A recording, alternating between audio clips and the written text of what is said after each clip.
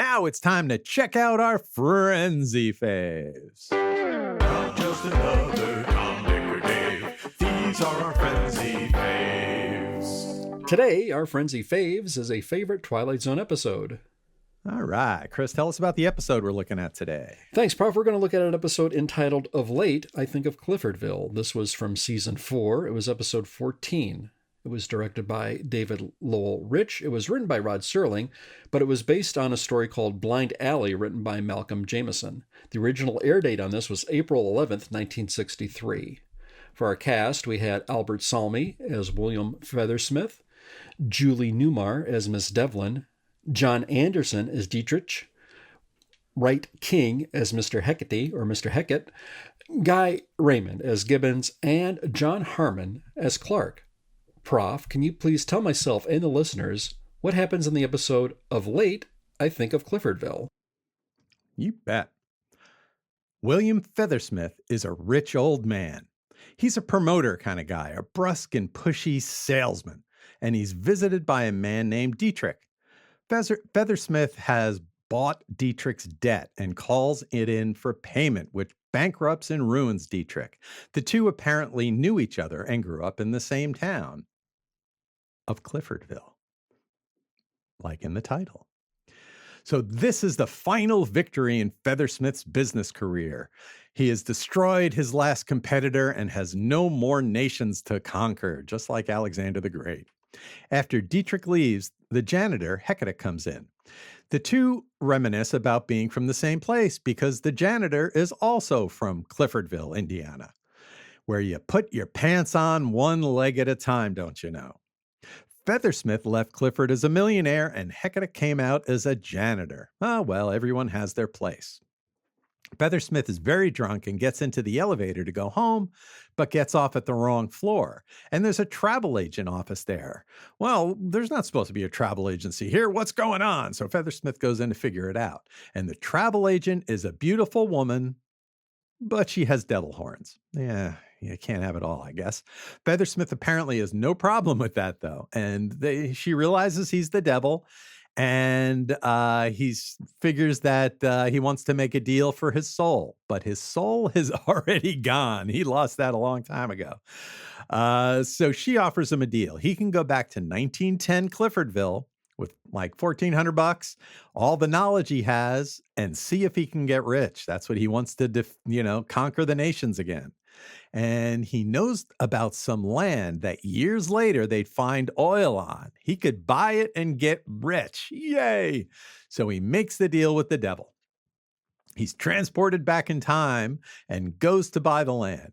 He sees that janitor guy, Hecate, and he makes a deal for all the money that he has. He finds Dietrich, and Dietrich is like a younger man, and he owns the land with this real estate guy.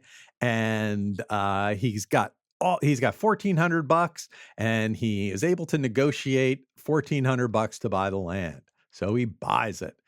It's all the money he's got, but who cares? There's oil in them there hills. So he makes the deal, and then he laughs at the sellers. Boy, did I take you suckers. There's oil there, don't you know? And they said, yeah, we know there's oil there, but it's like 6,000 feet underground, and there's not a drill invented in 1910 that can go that deep. Oops. Feathersmith tries to enlist some of the local mechanics and engineers to design the drill to be able to get the oil. But, he's a promoter. He's not he's a salesman. He's not an engineer. He doesn't know how to get it. And he's just telling all the guys, hey, you build me a drill so I can get the oil. And they're like, well, give us design plans and we can do it. And he's like, well, I can't do that. I'm not a stupid draftsman. And he can't get anything to get the oil. So everybody laughs at him. He's dead broke and he owns useless land. The devil lady comes back and offers him another deal to go back to his normal time, but the world has now changed.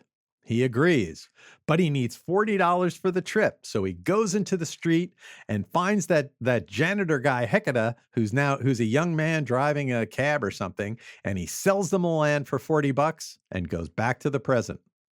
Back in the present of 1963, Hecate is the big shot behind the desk, and Feathersmith is the janitor. Oops, burn. So, this is one of the extended episodes of The Twilight Zone. My impression of this episode is kind of like the other long ones. It's too long for the story it has. There's like a subplot about the real estate guy's daughter who he's going to maybe marry, but she's awful and she's almost got a mustache, it almost looks like. And then there's another scene with the secretaries in the office talking about Feathersmith. And then when Dietrich comes in, the conversations are just, all the dialogue is extended. There's, the scenes are twice as long as they really have to be. And the dialogue kind of wanders and repeats. They keep saying the same thing over and over. I think these longer episodes just feel sloppy to me compared to the tight 20-minute Twilight Zone episodes, but the actors are excellent here. The story is good, the acting is good, and it's a weird tale that I definitely appreciated. I thought it was kind of funny at the beginning. You see all the three actors. You see Dietrich as an old man, John Anderson as an old man, and you see Feathersmith as an old man, and Hecate as an old man, and then you go back in time, and then they take all that old man makeup off. So you kind of had an idea something like that was coming, and yeah, it sure came. And, Feathersmith got his in the end. So, Chris, what did you think of late? I think of Cliffordville. Thank you, Prof. Some great comments as per usual. To get some things out of the way, I forgot to mention Hugh Sanders also appeared as Cronk in the cast. I didn't get that out there previously. I apologize. I think Robin suggested this episode for us quite some time ago, so I want to thank her very much for the suggestion. As per usual, I'll get some trivia out of the way. Albert Salmi was in the Twilight Zone episodes Execution and A Quality of Mercy. He was in the Strasbourg Actors Studio. He also appeared in the Hawaii Five-0 episode The Payoff. Julie Newmar is probably best known for being the first actress to portray Catwoman in her iconic performances on the 1960s Batman TV series. She also played Stupefying Jones in the 50s movie musical Lil Abner. John Anderson also appeared in the Twilight Zone episodes A Passage for Trumpet, The Odyssey of Flight 33, and The Old Man in the Cave, and he was featured in the Past That Guy segment. Wright King, who is Mr. Hecate or Mr. Hecate, played Dr. Galen in the Planet of the Apes movies. Prof, when I'm rewatching these things, I'm looking for things I catch or might have missed out or don't remember. I love in the beginning opening scene, we have a row of secretaries there, and we see John Anderson's character walking in, and you just immediately can feel that they have sympathy for the John Anderson's character. And I love that one of the secretaries knows exactly what is going to happen to John Anderson's character before it happens in the opening scene. He's going to be offered a cigar, and Albert Salmi is going to crush John Anderson with whatever, he's going to do it. There's an opening little bit there where Albert Salmi's character is lighting a cigar, and he doesn't put it in his mouth, but he just lights the end of it. And if you watch carefully, the match looks like it's going to burn Salmi's fingers as he's waiting to light it. And I thought, wow, what's going to happen here? I wonder how quick of a take they're going to do. Were they waiting on some dialogue to talk? And it's just an interesting exchange going on here. Perhaps it lasted a little long, but I thought the acting and the dialogue was so pitch perfect that I just didn't mind being immersed in this little verbal exchange, these two matching wits when they were talking to each other. John Anderson, as usual, is terrific in what little role he had here.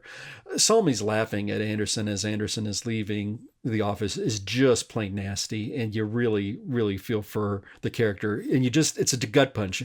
And he tells the elevator operator, if there is a lower, take me to the lowest floor, whatever it is. And if there is nothing lower than that, take me there. Just give me to the lowest bottom place. You can just feel for the character. When I'm watching this, Salmi has this voice/accent that I just can't pin down, but it's great. And he doesn't miss a beat using this throughout. He just does not waver from it, and I love it. Julie Newmar, she is perfect, and she is great in this. Her eyes just do this mischievous dance in all of the scenes that she do. It's a brilliant performance. And one of the things I noticed, too, while I'm watching this, rarely, if at all, none of the actors blink in this episode, and I think it adds an additional layer to everyone's performance, particularly John Anderson, when he's sitting at the desk of Albert Salmi, and he's just telling him Albert Salmi how terrible he is. He does not bat an eye, and I'm trying to match it for how long he's keeping his eyes open to seeing if I can sustain it as long as John Anderson, and I failed twice in my little mini experiment. Prof, I know you've got some issues with the hour-long episodes, and I can grant you that. For me, this one didn't feel padded or had unnecessary stretched out scenes as some of the other ones that we watched, at least for me. And I guess it's a matter of preference and point of view. I think it breathed a little more. I think we got to see some talented actors stretch a little bit. It's an acquired taste. I will grant you the hour-long episodes versus the half-hour ones for that. What else did I have? This episode is maybe a nice compare/contrast to A Stop at Willoughby with James Daly, because here, even in walking distance, perhaps, we've got characters sort of yearning and wanting to go back to their youth or to a simpler time. And in some of these episodes, we have sad outcomes in it. And you just get this, quote, "you can never go home again" vibe. And I really dig how all these different episodes play on the same theme with that. That said, it was really nice to see a really mean guy. This was a guy responsible for thousands of people losing their jobs and going into financial ruin, and a lot worse, and getting his deserved and overdue comeuppance. And I got to say, if you have a time machine, guys, you better have a better plan, and you want to maybe meet an engineer, someone who could build something you want. One thing, as you were talking, Prof, it just occurred to me, there are so many multiple episodes of Twilight Zone with a Satan/devil character. And here was one of them. They had an episode called Escape Clause, an episode called A Nice Place to Visit. It was Sebastian Cabot. And this one, and don't get me wrong, I could watch a whole TV series if this was a spinoff of Julie Newmar playing the devil and just tricking people into making a deal and then getting burned in the end. That would be a phenomenal series, I think.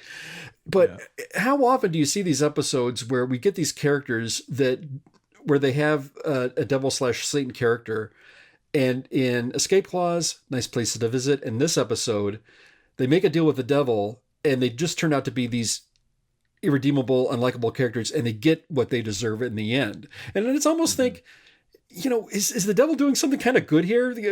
I know it's a bad thing for them, but I mean, these people are doing bad things, so maybe this is how it plays off. The only other episode that I can think of where the devil is truly evil in a Twilight Zone episode is the Howling Man episode, because this guy, H.M. Wynat's character, gets tricked, and that the devil's going to do a lot of malicious things now that H.M. Wynat let him out behind the door.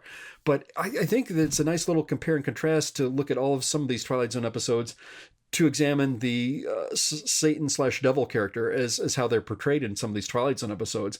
Because for the most part, the devil always laughs at the end. And some people get what's coming to them, but some people don't. And I think it's a nice play. More often than not, though, the evil character gets what's coming to them. And a lot of these where the devil/Satan appear. I agree. Yeah. It would be funny to do a compare and contrast to all the devil characters in Twilight Zone. Absolutely. Prof, I don't know if I'm getting ahead of myself. Did you have any other thoughts and impressions on this particular episode? No, it's just that I just would love to be able to go back and re-edit some of these longer episodes, tighten them up a little bit. Okay, fair enough point. I thought this one, I can see your point. I thought this one worked just fine for me. Again, I say it's an acquired taste, but yeah, most of the hour-long episodes, they are kind of a churn to get through a little bit there.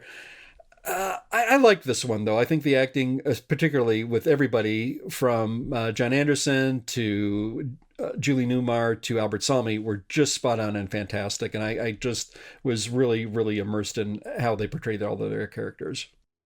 Awesome. So of late, I think of Cliffordville is one of our favorite Twilight Zone episodes. Not just another comic or Dave. These are our friends